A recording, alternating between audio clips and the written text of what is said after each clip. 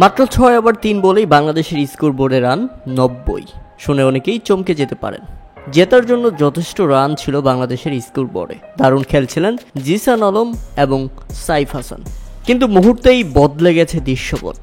তার আগে বলতে চাই, প্রথমে ব্যাটিং করতে নেমে দুর্দান্ত পাকিস্তান নির্ধারিত 20 ওভারে 4 উইকেট হারিয়ে 227 রানের বিশাল লক্ষ্য দাঁড় করায়। দলের হয়ে 40 বলে 62 রান করেন ইয়াসির খান এবং 31 বলে 61 রান করেন মোহাম্মদ খাজানাফে। 27 বলে 56 রান আসে মোহাম্মদ আব্দুল সামাদের ব্যাট থেকে। বলতে গেলে সুবিধা করতে পারেনি বাংলাদেশি বোলাররা। তবে যাই হোক, ব্যাটিংয়ে নেমেই সবচেয়ে বড় হতাশটা করেন মোহাম্মদ নাইম শেখ। প্রথম ওভারেই দলীয় 6 রানে বাংলাদেশ হারায় প্রথম উইকেট। 4 বলে 5 রান করে ফিরে যান এই ব্যাটসম্যান। এরপর শুরু হয় জিসান আলম এবং মোহাম্মদ সাইফ হাসানের তাণ্ডব। তাদের দুজনের উড়ন্ত ব্যাটিংয়ে বাংলাদেশ মুহূর্তেই 6 ওভার 3 বলের মধ্যেই 90 রান তুলে ফেলে।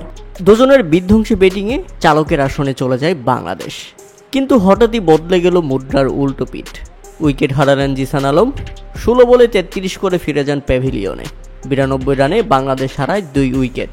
এরপর উইকেটে এসে আফিফ হোসেন ধ্রুব ব্যর্থ হলে বাংলাদেশ কিছুটা খেই হারিয়ে ফেলে। বাংলাদেশ খেই হারায় যখন দুর্দান্ত খেলতে থাকা সাইফ হাসানে ফিরে যান 50 করার পর। 32 বলে 57 রান আসে তার ব্যাট থেকে। উইকেটে এসে মাহিদুল ইসলাম অঙ্কর প্রথম বলেই ছক্কা হাঁকালেও পরের বলেই আউট হতে হয়েছে এই ব্যাটসম্যানকে। 6 রান করে ফিরে গেছেন প্যাভিলিয়নে। আর এরপরের ঘটনা সবারই জানা।